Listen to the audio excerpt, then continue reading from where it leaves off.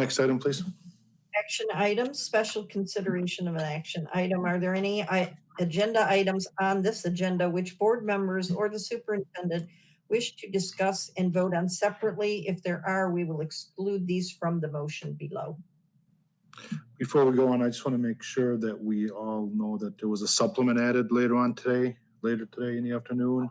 That would be number 19. That would be the resolution, the federal COVID funding resolution. Are there any items anybody want pulled? Trustee Moser? I'd like to pull item number 17 to have 17. Okay. it'll be it is, yes. Anyone else? Trustee Lane? I would just like to make a comment about number 9. Number 9, okay. I have a question about number 9, but don't want it pulled. Okay. All right, I think that's it. Please continue, Madam Secretary. That action items numbered 1 through 19 be approved as recommended in this agenda, with the exception of number 17. So moved. Support. So we have a motion moved by Dr. Mead, supported by Trustee Moseb. Let's go back to number 9. I know there's a few questions. Trustee McDonald, what is your question? Well, number 9, just to reiterate, it is about the disposal of waste products. And I had asked a question and I had gotten some information, just a little background. We have this contract. It was for 1 year. We could extend it for 3 years. We are over the last 2 years, it has been increased by 5% per year. And now they're asking for an additional $25,000 this year for the remainder of the school year due to additional waste from food distribution sites. But my concern is that I would think that the cost would go down because although we have more food distribution, or we have the food distribution sites, we have several buildings that are closed. The rest of our buildings are closed. I did get some answer to my question, but I'm also just concerned. Part of it was that with the new food service that we're providing for our students, that it also increases the amount of waste, which is concerning to me because I'm just curious, are students throwing out more food? Because I'm under the impression that they're enjoying the food more, which to me would be that there should be less waste. So those are my questions. So I can. Dr. Malika, yes, please. So I know that it has to do with some of the student choice, and I believe Mark Andrews is on here, so I'll ask him to click in to specifically comment. But it has to do with the fact that more students are eating lunch and breakfast. So it's not just since the pandemic. My understanding is it's since the beginning of the year. But Mark, if you could. Good evening, everybody. I do have some more information. I could answer that for you. So it's actually a good reason for the extra waste. And I can tell you from in the beginning of the school year when I was still in transportation, at 3 of our middle schools, we supply a lot of the food, if not the food, a lot of the supplies for our elementary schools. And when SFE came in and provided the new menus with the additional choices, I can tell you that the amount of items that we moved, it more than doubled. So a lot of the waste, it's not coming because the students don't like the food. They actually do like the food, so they're ordered from, but I'd have to defer to Mr. Murphy and Josh in food service. But from my understanding, more students are buying food, which is creating more of the waste. The waste is actually coming from just, with more choices, you're going to have more cans and more things like that we have to get rid of. So packaging has a lot to do with it. Packaging, correct. Yes. Trustee Lane. Yeah, I would just like to have Dr. Maleko, Mr. Andrews, and everyone consider how we can work on waste reduction. This is a problem not only with the district, of course, this will apply to the college as well. We see a direct tie right here between cost and our waste. We're used to just throwing things in the garbage and then we think it goes away and we don't have to deal with it. But any way that we can reduce waste is going to be really important to us, not only right now, but in the future. So I don't know how to do that, but I know there are brilliant minds out there. So I would implore people to think on the subject. Absolutely. Yeah, and we can work with Mr. Norwood from the city of Dearborn. He can partner up with us and try to brainstorm as well. Thank you. Any I other agree questions? Trustee Lane. What was it, Trustee McDonald? I just said I agree with Trustee Lane. Oh, We okay, have to thank you. watch our waste, and there's a lot of savings to be done. Plus, it's better for the environment. Okay, are there any other questions? Let's put the question to a vote. Madam Secretary, can we have a roll call vote, please? Layton, yes. McDonald, Yes. Mead, Yes. Zip, Yes. Chilikoff, Yes. Ford, Yes. Barry. Yes. So motion passes. Please attach a unanimous roll call vote to the motion. And Madam Secretary, we'll go to number 17 now, Would you like a summary first? please. Oh, please, Okay. yes, thank you. Summary of agenda action items. Number 1 was approval of warrants. Number 2, approval of contract to Cognia. Number 3, approval of contract to Benchmark Learning. Number 4, approval of contract to Savas. Number 5, approval of contract to Delta Network Services LLC. Number 6, approval of contract to Presidio Holdings Inc. Number 7, approval of contract to Navigate 360. Number 8, approval of contract to AARO Companies. Number 9, approval of contract increase to Detroit Disposal. 10, approval of contract to Superior Ground Cover. 11 through 13, approval of non-instructional and instructional personnel items for P12 with a supplement as noted. Number 14, approval of financial statement. 15, approval of 2021 Board of Education meeting schedule per board report 19-137. Number 16, approval of cooperative agreement with Wayne Westland Schools per board report 19-138. Number 18, approval of donations. Number 19, federal COVID funding resolution. Thank you. Now back to 17, the motion is. This is an extension of exempt administrators contract. The motion is move that the contract for the exempt administrators be recommended up to 2 years, extended up to 2 years per superintendent's recommendation in alignment with the exempt P12 administrative salary schedule expiring on June 30th, 2022.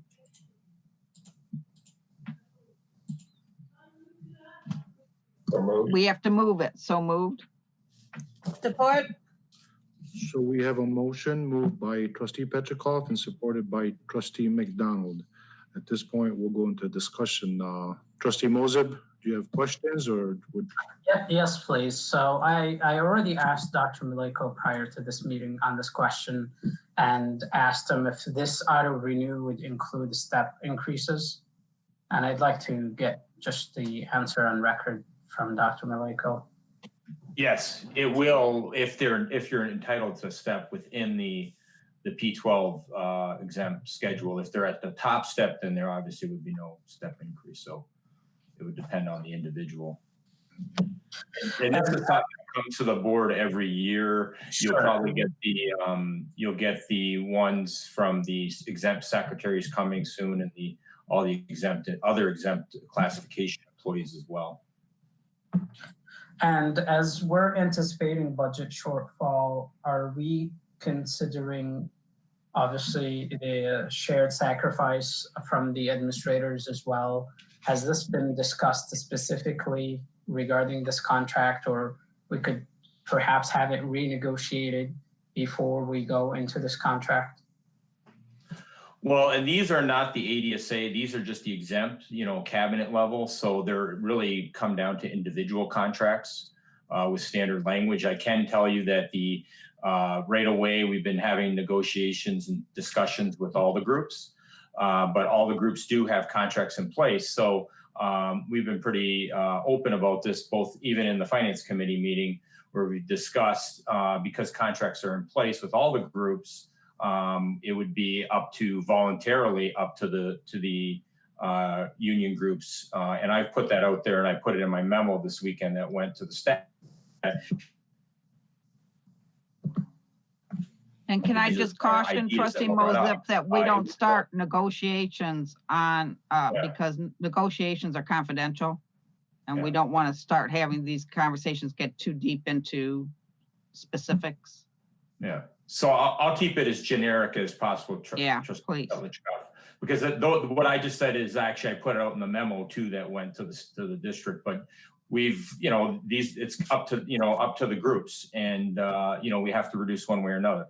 The P12 administrators have already agreed on the taking certain reductions, which I'm not going to get into specifics, but I did indicate that in the email in alignment with other groups. We felt like it would be a group process that needed to be handled. So they have agreed to those things. So I won't get into specific contract things, but they did recognize that, I can tell you right away, and they were right aligned with others, and they're willing to sacrifice as necessary as well. So is that in their individual contracts to say that they're willing to give up some of their salaries, or at least the step increases if we give Well, it not to step. I'm not going to get into specifics, but not step increases. It was in the email what I sent you. Well, what I'm understanding his question is if we needed to, in order to balance the budget, lean on everybody to Sure. to kind of let's see, how do I keep this clean? Like shared sacrifices, everybody. We've done this before. Yeah. Would this group be part of that? I think I know the answer, but Dr. Maleko? Absolutely. This would be the first group. And this language that you're approving tonight wouldn't limit that. It just gives me the Right. authority to settle the contracts and negotiate and have recommendations.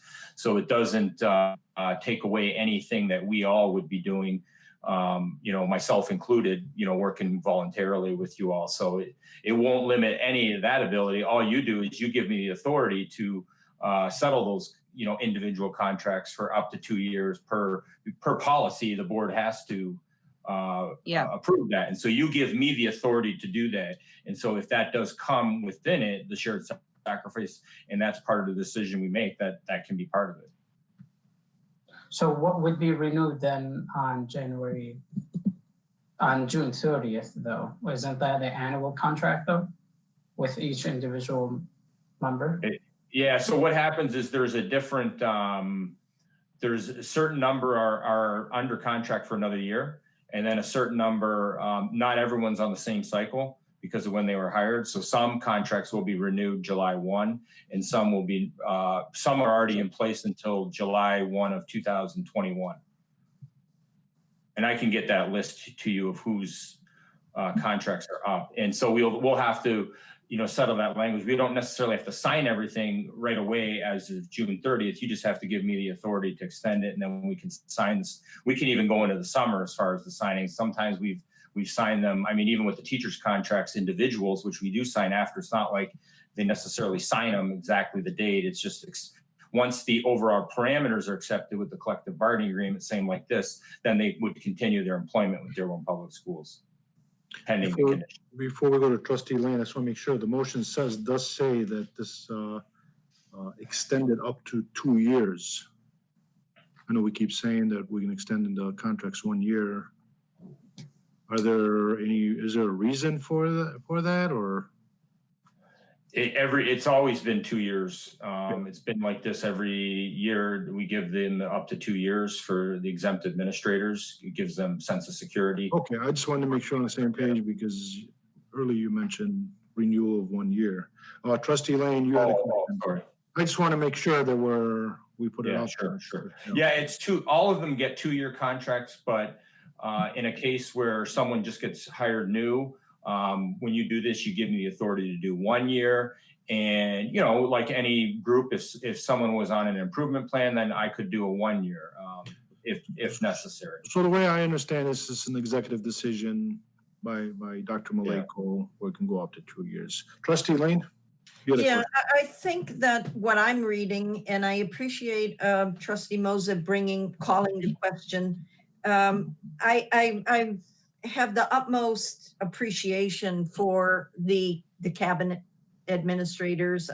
These are people who are highly skilled and highly professional.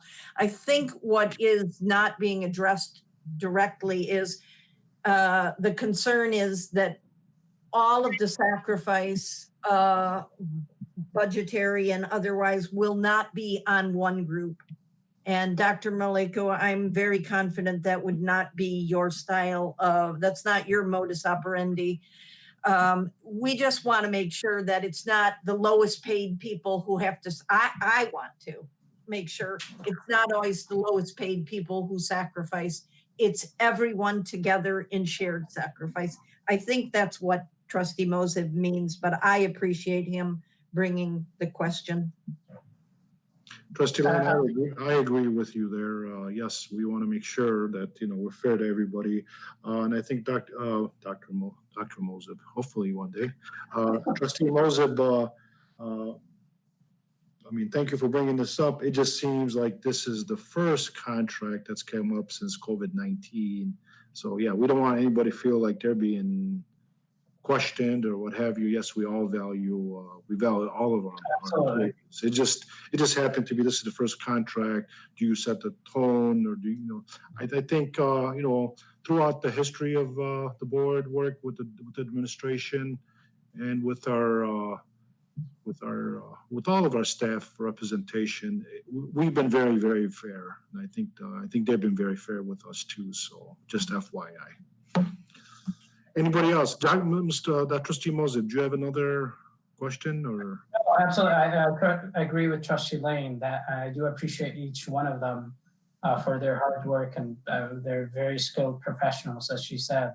I just want to make sure that as we're moving to put ourselves in a contractual agreement and we're signing off on this, we don't go back and say, oh, well, we need you to lend a hand here and share this sacrifice as well, when we're asking the other unions and bargaining units also to give concessions. So I just want to make sure that this is in this whatever contract that we're renewing, that hey, as we're moving through approving the budget, that you're willing also to share the sacrifice.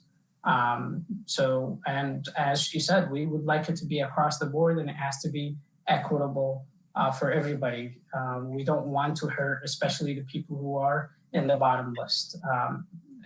For the folks who are on the top of the list, they may take a higher hit than the ones who are in the lower bottom area. And it is tough times, and I do understand that, and it is very unfortunate, but those are the circumstances that we have to go by, and the rules of the game that we have to play by. So I appreciate that, but I just want to make sure that those are, as we're signing off on this, that this is mentioned somewhere in the clause that, hey, we'll have to come back. Yes, thank you. Thank you for initiating the discussion. Dr. Maleka, I know you've been waiting for a comment. Yes, thank you. Yeah, I mean, when I met with our administrators, I'll just say they stepped up right away, and they said they would take an alignment with less of an increase, reductions, however you want to frame it, right away. There was no hesitation. So they're going to be aligned, and that's going to be indicated in the contract. And again, we can't.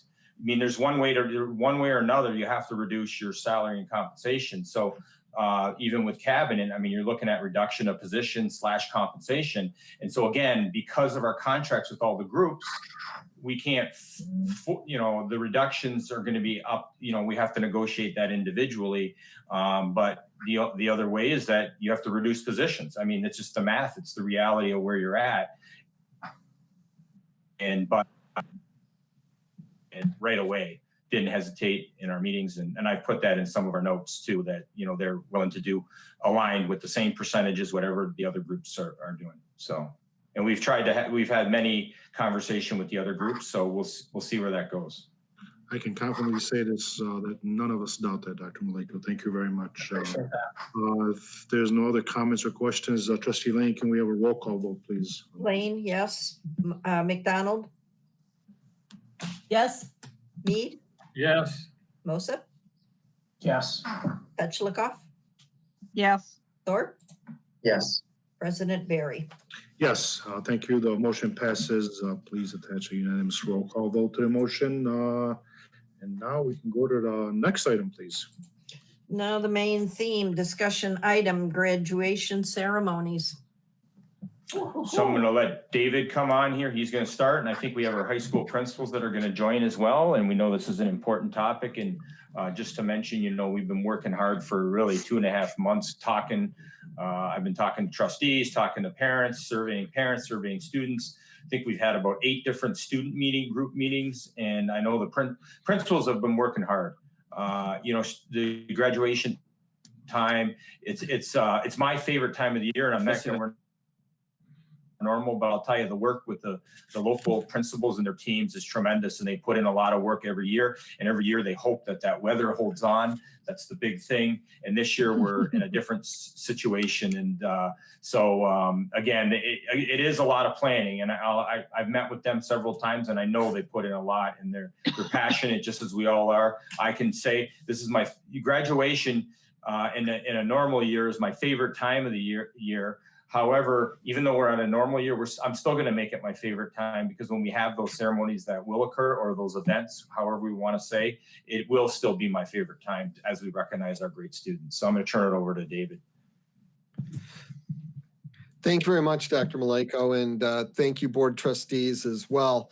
First off, I just want to say that, it's been really my pleasure to be able to work with all of our high school principals on developing these plans.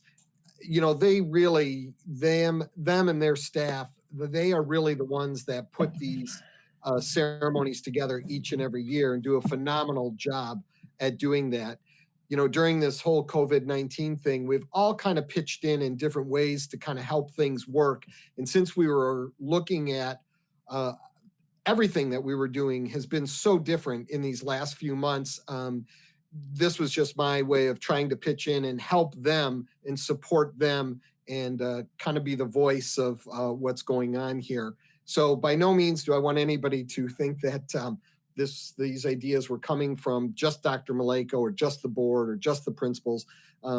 These ideas really have come from all different people. All of us really have put these together. And again, I just want to thank all the high school principals and their staff for working on these projects. And they really, they always say the devil is in the detail, right? Well, they're the ones who have to put together that detail and do all that logistical work and put this all together. So I would just, again, thank them. All of us, we really, from the board to the superintendent to the principals, teachers, parents, staff, students, we all want a traditional graduation. We all want that. That's what we look forward to, as Dr. Maleko just said. But, we are dealing with a worldwide pandemic. And students at all levels, from kindergarten graduation all the way up to college graduation, are missing out on some very significant times in their lives. And we understand that. And we want to make sure that we are celebrating these events. It may look a little different, but the intent is still the same. And we want to honor these students and honor their accomplishments in just a different way. Events have been canceled and plans have changed, but we are developing creative solutions to do just that, to honor these students. And I guess kind of the key word that has been in everything that we've been doing in these past couple of months has been flexibility in our scheduling, flexibility in the way we approach things. We've seen it in our classrooms with our teachers who they're like Gumby. They're so flexible. So that's an old reference for you younger folks out there. Anyway, as we are seeing a loosening of restrictions throughout the state, there are a couple of things that we still want to keep in mind, and that is in our part of the state, what still is a fact, what we still know today is that outside gatherings are still limited to 100 people. So if you think about 100 people, that's, if you were to do a student and 2 parents, that's about 33 students at a time that you could assemble. We have graduating classes that are as big as, 670 students over at Fortson. So to try to put together an outside traditional graduation ceremony, we're always going to, maybe in the back of our mind think, well, maybe, possibly, but I think realistically, it's probably important to look at some alternative methods and alternative means of doing this. And that's what we're here to share tonight. And the elements of these events really came from our discussions with the students and the principals and the Board of Education members. You were part of those meetings. We had several online meetings leading up to this to solicit those ideas, get that input. And then we did a survey, and there were about 800 people who responded to those surveys, most of them students, some parents. And what we really wanted to capture in those surveys are what are those elements of graduation that is most important to you that we want to be able to preserve in these personalized graduation ceremonies that are going to take place at each high school.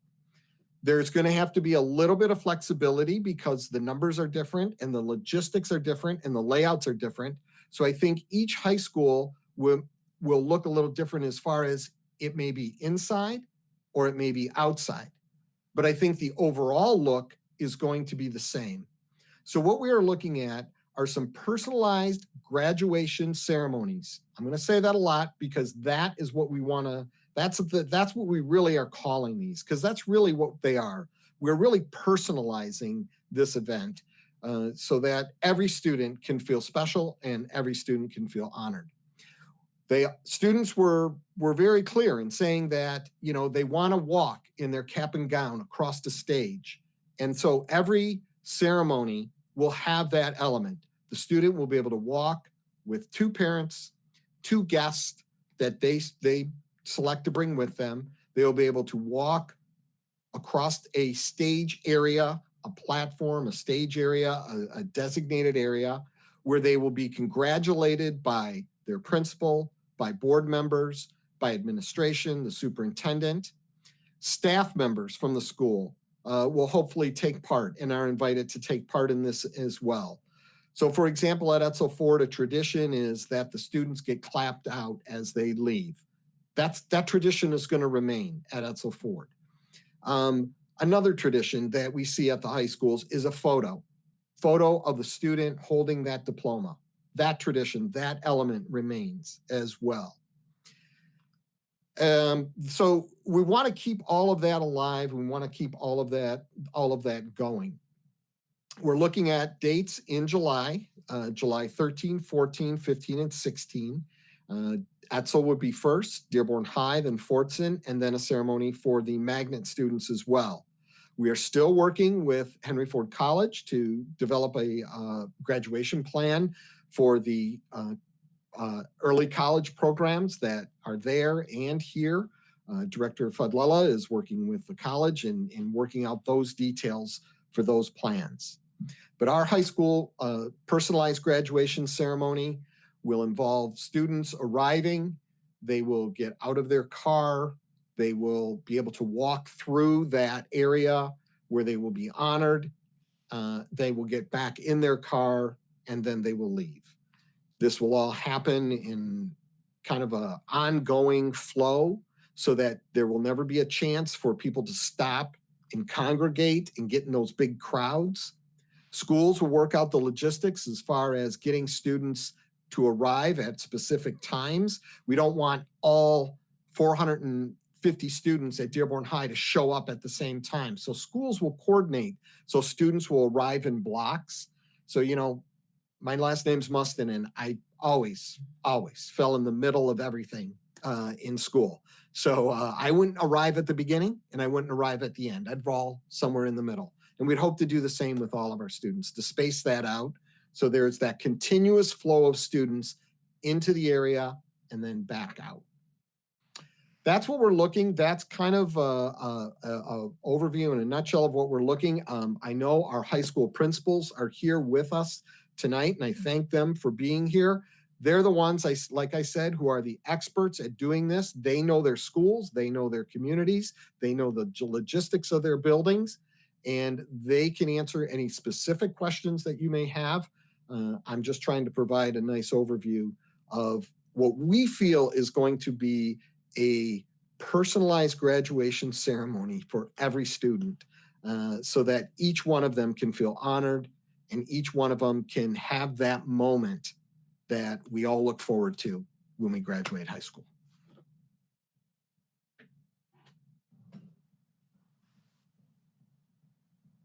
I am done.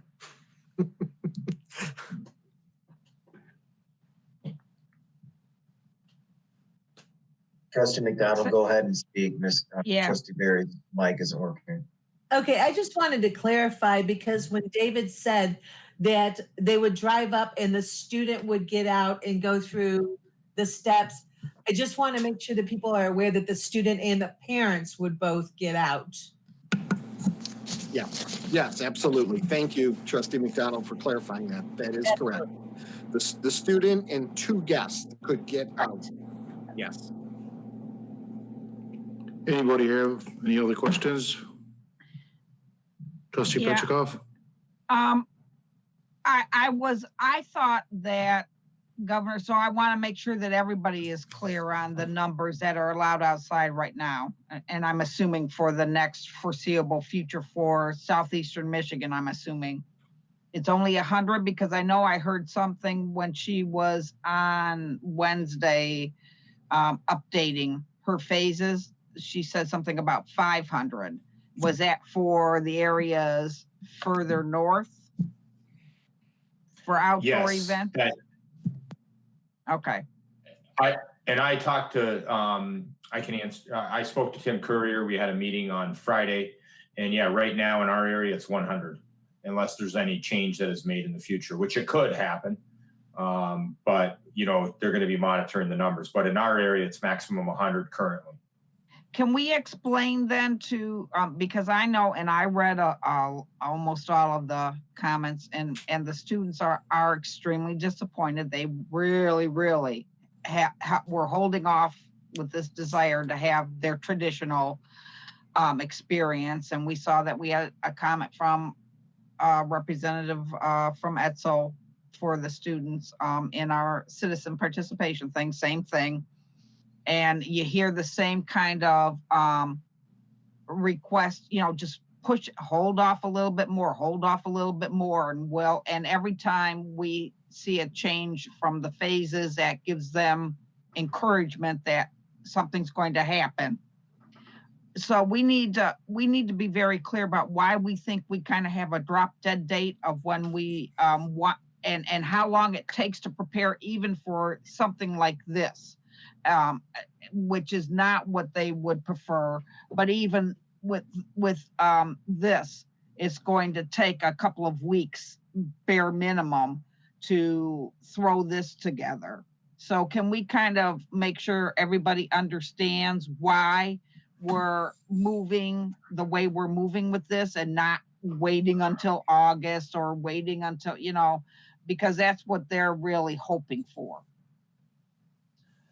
So I could comment, and then I could take it to the high school principals. I mean, the issue is going to be, we don't know what's going to happen. So the more we wait, and it may happen, or it could go the other way. I mean, the reality is that it's going to, as we open up, we could get closed down more, and then it actually limits our ability. What if the 100 even goes the other way? I don't know which way it's going to go. It's going to depend on the science. So there's going to be a point where we're just going to have to do something so we recognize our students. And there is a tremendous amount of planning, even in these kind of events. I mean, David's been out there, the principals have been meeting. We've had several meetings. There's logistics, there's the weather, there's a lot of coordination, there's a lot of time involved. And again, because we want it to go run very well for the students. And so, you know, under the parameters and under the rules, we're aware of what they are. I've talked to our attorney about them. I know what we need to do. But at the same token, if it changes, I'll be talking to him again. And I think we also put in our the messages that we put out, the tentative dates, everything is subject to change. So, you know, the reality is you could hold off, but if you do, you're taking the risk. And then secondly, you're planning, the planning is huge. So I'm going to turn it over to Mr. Casebolt, and then I'll let Mr. Martin and Ms. Al-Qadri, if that's okay, President Barry. Please, yes. Okay. Good evening, everyone. Thank you for having us. I definitely agree with Dr. Malenko's comments. I always start to look ahead a month out for graduation. It's just kind of an internal clock, a thing that I do, and I start to monitor it because it's the one factor we can't control. When I look ahead to our date for July 13th, they're forecast for 89 degrees with a real feel of 95 degrees. On a football field, you're looking at probably 105 degrees, and that's for a lengthy period of time. So I think it's very wise for us to look at all of the factors and the plans that we put together. Like Dave said, my goal, our goal from the get-go has been to deliver an individualized personal graduation experience for every student, every graduate that comes that day. We heard the terms drive-in, and I said that's appropriate for cap and gown. That's appropriate for dropping off books and Chromebooks and things like that, but it's not appropriate for graduation. We will honor our graduates, and we will give them that personal, individualized experience they deserve. And yes, clap them out at Etzel and maintain the other traditions at the other schools. I'll let them speak now. Thank you. Thank you, Mr. Casebolt, and thank you, everybody, for having me. To echo some of what Scott was talking about, you know, for our end, it's really being able to celebrate with the class. It's fun for us and bittersweet for us as well. So how can we include components that the students want, wearing the cap and gown, celebrating with their family, walking across the stage, getting their diploma cover or diplomas, sorry, and having that closure on their senior year that was cut short. You know, they've lost a lot of things, prom, senior honors night, and senior party. So some of our focus will be how can we best salvage an experience for them that they will remember for a lifetime. And we're at Dearborn High preparing to have the ability to do it outside and inside. The last couple of years, as many of you know, we've been making a call at Dearborn High before because of the rain. So going to be kind of weather dependent, but we feel like we'll be able to provide students a memorable event for them and their families as best we can. So looking forward to that opportunity. Certainly the personalized thing is the big thing. Thank you. Thank you. I just want to make sure everybody understands that we're not trying to push this off as to just get it over and done with. That a lot of considerations have been going into this, and that we do care that they get the best shot we can give them at this. And it's unfortunately not going to be the picture perfect one that they had hoped for originally, and that's unfortunate. Thank you. Principal Carter is with us, I believe. If you're on there with the phone, then you're muted. If you can hear us, yeah. Yeah, that is her with the phone. If you're trying to engage, your phone is muted.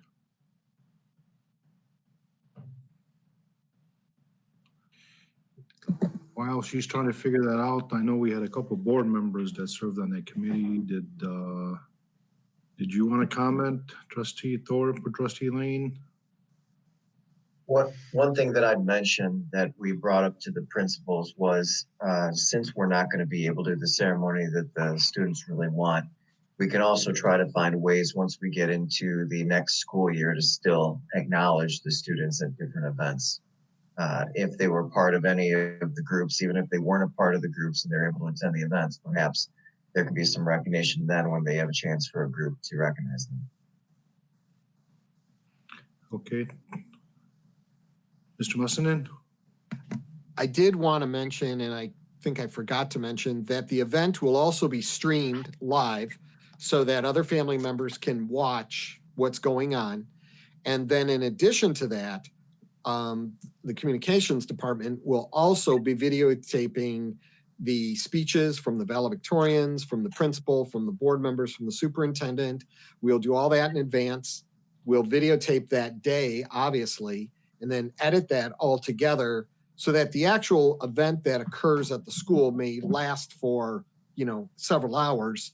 We'll put together an event that is a little bit shorter that will then, we'll be able to play on our cable channel, and we'll put it streaming on our YouTube channel as well. So students and parents will also have something when it's all said and done. They will also have something that they can look back on and help remember what a great event and what a joyous day it really was.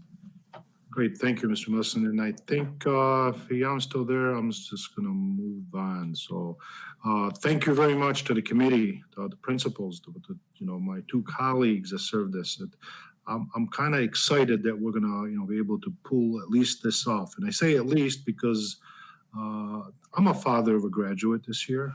It's been heartbreaking to talk to Khalid about this. Also, an uncle of a few graduates. So yeah, when the governor moves the goalposts on us, I get excited. And just off the record, I'm not giving up yet. But this is, I think, this is a great work. This is a great plan. But hopefully we can do better. If not, this is a very good plan. And like Mr. Musson said, yeah, and I know both principals mentioned, this is not like we're settling. We still want to celebrate you. We're very proud of you. We're happy to serve you and your educational needs. But with all that being said, if there's no other comments by any of my colleagues, at this point, the chair will entertain a motion to kind of give the thumbs up for this plan for now. I'm sorry if I keep saying for now, but I don't want to put any pressure on anybody, but I will entertain a motion to move forward with the personalized graduation ceremonies. So moved. Support. So we do have a motion that was moved by Dr. Mead, supported by Trustee Moseb. Are there any other discussion or questions? Hearing none, Madam Secretary, can we have a roll call vote, please?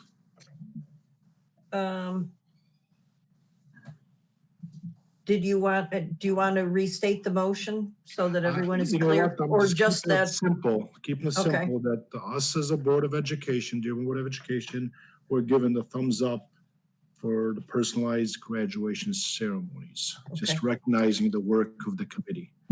If any of my colleagues want anything else, add anything else to the motion, amend the motion?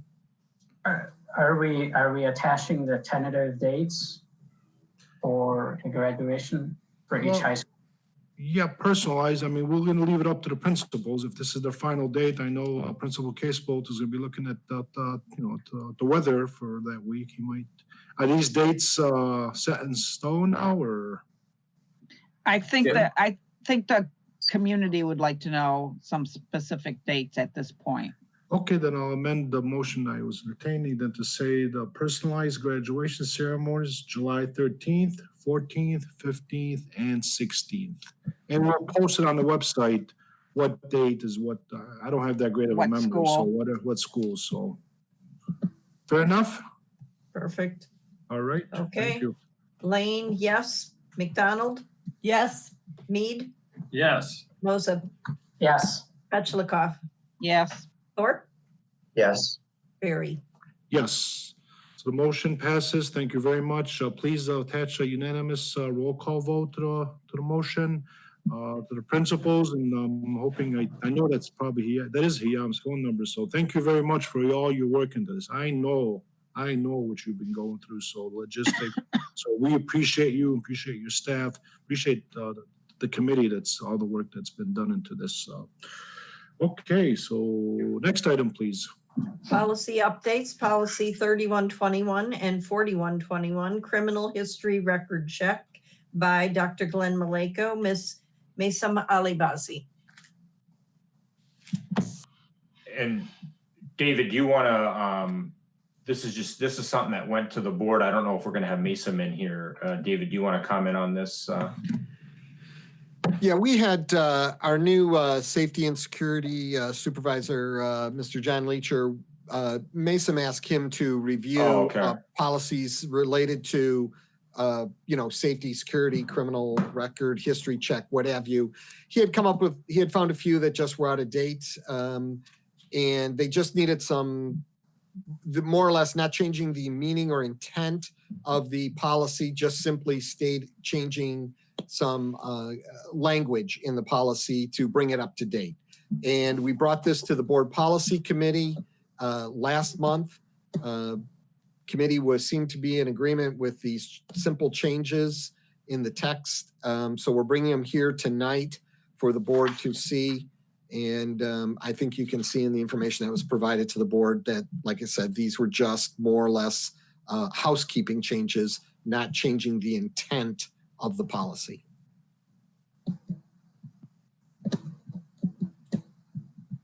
Okay, any comments, any questions? Dr. Maliko, is that it on that item? We're fine. If there's no questions, we'll just proceed for next month with on the agenda for approval. We had John. I know we also had Mr. Leacher available if needed. So thank you, President Barry. Okay, great. And Thank you. David.